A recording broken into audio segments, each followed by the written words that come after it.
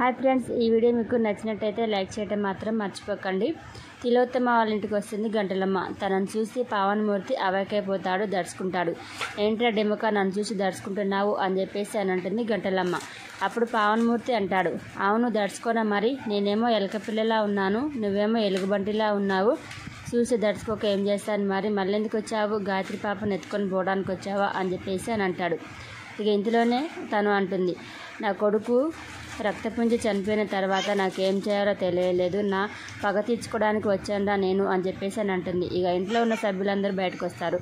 నయని విశాల్ వీళ్ళందరూ వస్తారు. వచ్చేసి అడుగుతారు, ఎందుకు ఇలా వచ్చావు నువ్వు మళ్ళీ అని చెప్పేసి అడుగుతారు.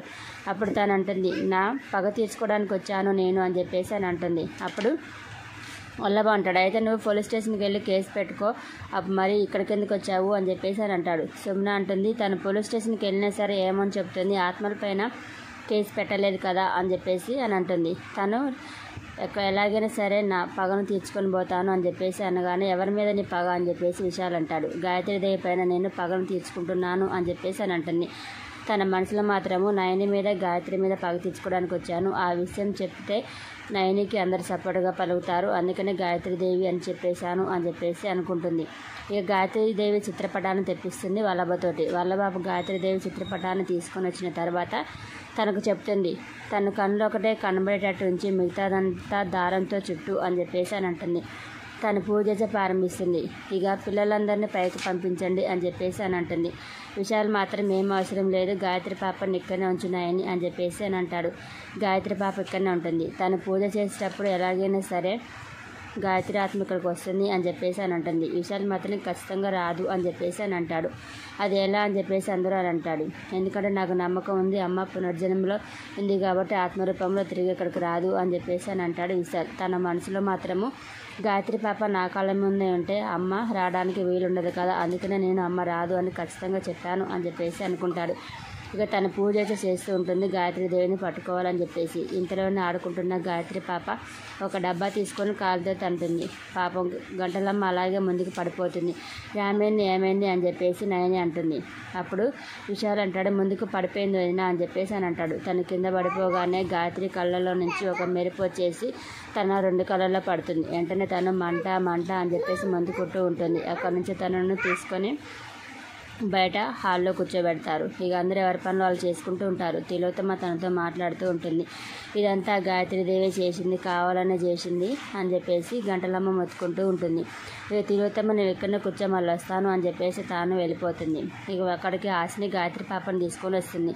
నీ సంగతి ఇలా కాదు, మాటకి నువ్వు గాయత్రి పాపను బంధించడానికి వస్తున్నావు కదా, నిన్ను చితకబాతాను ఆగు అని చెప్పేసి గంటలమ్మ కాడ ఉన్న మంత్రాల దండం తీసుకొని తనను ఆ కర్రతోటి ఒకటే భయ బాతుంది హాసిని. తను మొత్తుకుంటూ కేకలు వేస్తూ ఉంటుంది. ఇక ఎవరు రాకముందు తను అక్కడ నుంచి గాయత్రి పాపను తీసుకొని వెళ్తుంది.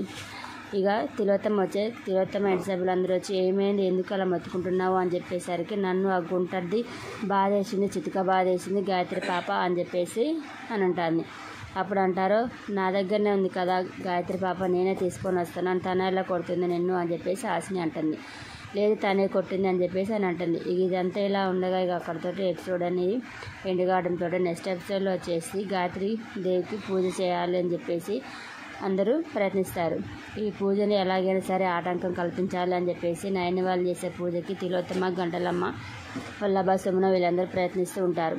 ఇక నయని పూజకు కావాల్సిన సామాన్లను తెప్పించి పెడుతుంది. అలాగే వంట చేయడానికి, పాసం అనడానికి కట్టెలను తీసుకొచ్చి పెడుతుంది. ఎలాగైనా సరే ఆ కట్టెలు మండకుండా చేయాలి అని చెప్పేసి ఆ కట్టెల్ని మొత్తం తడిపేస్తారు. ఇక మారువేషంలో విశాలాక్షి తిరిగి ముసలమ్మ రూపంలో తిరిగి వస్తుంది. వచ్చేసి తను ఎలా ఇప్పుడు తడిచిపోయిన కట్టెలను ఎలా వండాలి అని చెప్పేసి వల్లభ వీళ్ళందరూ అంటూ ఉంటారు. అందరూ చూసి ఆశ్చర్యపోతారు, అలా తడిచిపోయాయి కట్టెలు అని చెప్పేసి అని అంటారు. అప్పుడు మారువేషంలో ఉన్న విశాలాక్షి అంటుంది, పర్వాలేదు నేను మండిస్తాను కదా వాటిని అని చెప్పేసి తన చీర కొంగుతోటి ఆ కట్టెలను తుడిచి పొయ్యిలో వేస్తుంది. పక్కనే ఉన్న కస్తూరి బిళ్ళలను తీసుకొని మంటల్లో చిన్నపిల్లలతో వేపిస్తుంది. ఇంట్లో ఉన్న 2 ఆడపిల్లలైన విశాల్, నయనికి పుట్టిన 2 పిల్లలతోటి అందులో వేపిస్తుంది. అందులో వేసి అంటేగానే మంట మండిపోతుంది. చూసి అవాకైపోతారు తిలోత్తమ, సుమన వీళ్ళందరూ చూసి ఆశ్చర్యపోతారు. మంట ఎలా మండుతుంది, కట్టెలన్నీ తడిసిపోయాయి కదా అని చెప్పేసి. ఇక పూజను ప్రారంభిస్తారు. పాచవనడాన్ని అయితే రెడీ చేస్తారు. మరి చూడాలి నెక్స్ట్ ఎపిసోడ్ ఏం జరుగుతుంది అనేది. ఓకే ఫ్రెండ్స్, ఈ వీడియో మీకు నచ్చింది అనుకుంటున్నాను. తప్పకుండా లైక్ చేసి సబ్స్క్రైబ్ చేస్తారని అనుకుంటున్నాను. ఓకే ఫ్రెండ్స్, మరొక వీడియోతో కలుసుకుందాం. బాయ్.